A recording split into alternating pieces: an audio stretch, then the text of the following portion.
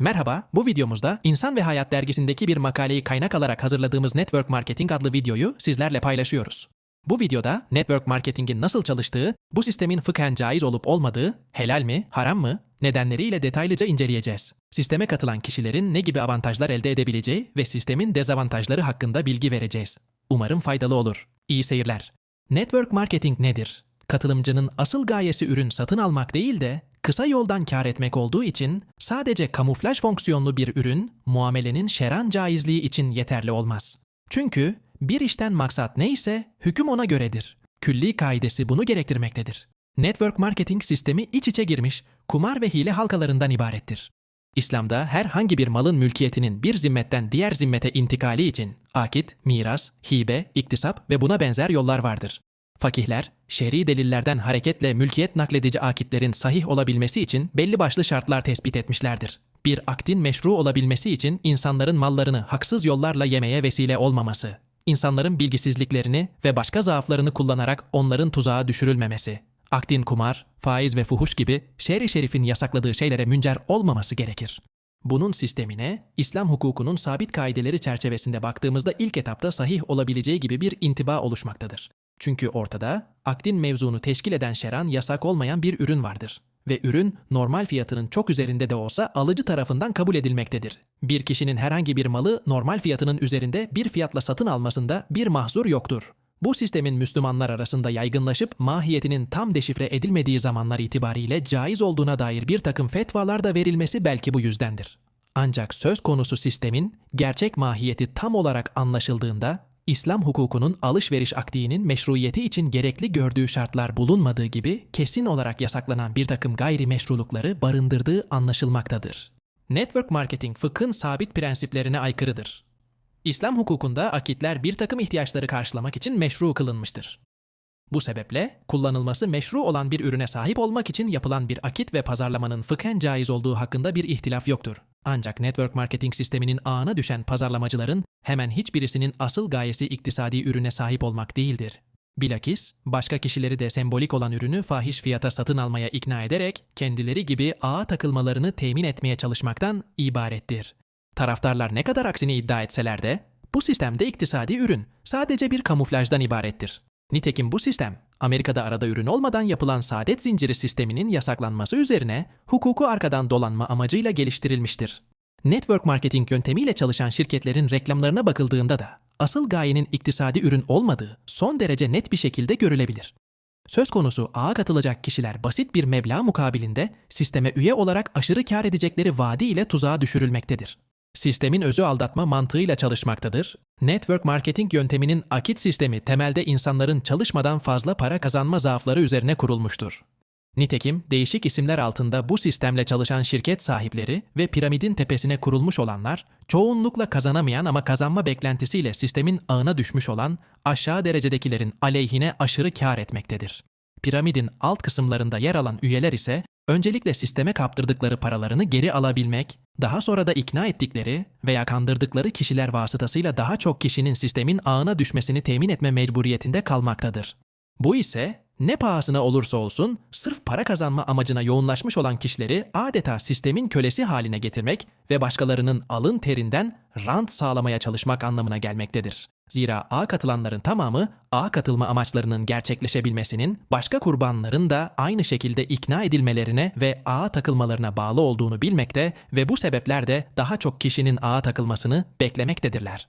Fıkhın akit sistemine uymuyor, network marketing sistemi İslam hukukunda bir alışveriş akdinin sahih olması için gerekli şartları taşımamaktadır. Gerçi ilk etapta bir akdin inikadı için gerekli olan rükünleri teşkil eden unsurlar bulunmaktadır. Ancak bu unsurlar akdin sadece inikadı için yeterlidir. İslam hukukunda akdin inikat şartlarından ayrıca sıhhatinin şartları da vardır. Diğer bir ifade ile inikat etmiş olan her akit sahih akit olarak kabul edilmez.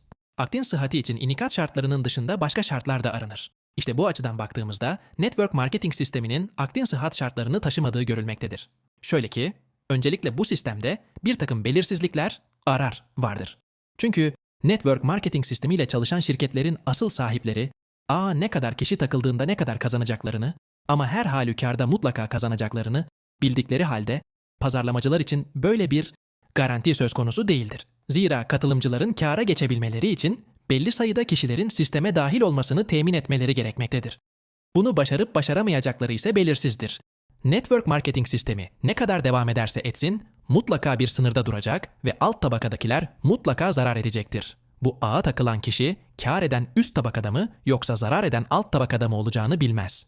Vaka piramidin tepe noktasındaki az sayıdaki kişi kâr ederken, aşağı doğru inildikçe risk artmakta ve katılımcıların çoğu zarar etmektedir. Bu demektir ki, bu sistemde galip durum zarar, asıl durum ise belirsizliktir. İşte bu belirsizlikler akdin fasit olmasına sebep olmaktadır. Bilindiği gibi fasit akitler İmam Azam'a göre riba, faiz hükmündedir, İmam Şafii'ye göre ise tamamen geçersizdir. Sistem iç içe geçmiş kumar halkalarından oluşmaktadır. Network marketing sistemi çoğunlukla sembolik ve mevhum bir satış akdiyle perdelenmiş olsa da aslı itibariyle başkalarını kandırma mantığı üzerine kurulmuştur. Çünkü yukarıda da ifade ettiğimiz gibi bu sisteme katılanların asıl gayesi hiçbir zaman ürün satın almak değil, kolay yoldan para kazanmaktır. Dolayısıyla akit konusu olan ürünün payanda olmanın dışında hiçbir rolü kalmamaktadır. Zira bu sisteme katılan kişi direkt olmasa bile piyasa değeri 50 lira olan bir ürünü 500 liraya güya satın alarak sisteme bir miktar para vermekte, misalimizde 450 lira vermiş oluyor, onun karşılığında ise kazanma ihtimalinin de, kaybetme ihtimalinin de var olduğunu bilmektedir. Diğer bir ifadeyle belli sayıda kişiyi kandırabildiği takdirde ortaya koyduğu paradan daha fazlasını kazanacağını, kimseyi ikna edemediği takdirde ise yatırdığı parayı da kaybedeceğini bilerek katılmaktadır. Sistemde aldatma şaibesi var. Bu sistemde şer'an haram olan aldatma, gaş vardır. Çünkü sisteme katılanların tamamı kendilerine verilen telkinin etkisi ve çalışmadan para kazanma ümidiyle raiç bedeli, mesela 50 lira olan bir ürünün 500 liraya satılmasını temine çalışmaktadır. Bu ise şer'an haramdır.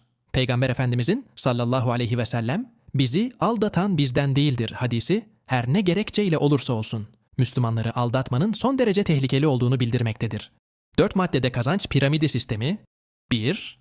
Network marketing sistemi çerçevesindeki pazarlama yöntemi, kaynağı itibariyle kapitalist bir zihniyetin ürünü ve her ne pahasına olursa olsun daha fazla para kazanma hırsının bir tezahürüdür ve meşru bir pazarlama yöntemi olarak görülmesi mümkün değildir.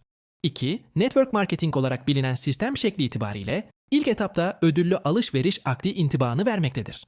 Ancak gerek amacı gerekse icra biçimi itibariyle ne alışveriş akdi olarak ve ne de bir ödüllendirme sistemi olarak kabul edilemez. Çünkü mal üzerine yapılan alışveriş akdinde kişi ihtiyaç duyduğu bir malı belli bir bedelle satın alır ve satıcıyla olan münasebeti biter. Bu sistemde ise ağa katılarak kazanç elde etmek isteyenler açısından ihtiyaç duyulan bir malı satın almak söz konusu değildir. 3. Network marketing sistemiyle çalışan şirketlerin tamamında ağa katılmak isteyen kişi daha önceden sisteme katılan bir kişinin listesine girmeye mecbur edilmektedir. İslam fıkhında bunun bir benzeri yoktur. 4. Bu haliyle network marketing sistemi şirket sahipleri açısından ince hesaplanmış ve son derece bilinçli bir para kazanma yöntemi iken ağa katılan pazarlamacılar açısından o derece belirsizlik ve aldatma şaibelerine sahiptir. Bu sebeple fıkhen kesinlikle arızalıdır. Bu ve buna benzer videoların devamı için kanalımıza abone olarak, videolarımızı beğenerek, görüşlerinizi yorumlarda yazarak bize destek olabilirsiniz. Bize destek olmanız, bizi daha fazla kişiye ulaşabilmemiz ve birçok kişiyi bu tuzağa düşmeden uyarabilmek adına çok önemli. Tuzağa düşen tanıdıklarınızla bu videoyu paylaşarak onları da kurtarabilirsiniz. İzlediğiniz için teşekkür ederiz.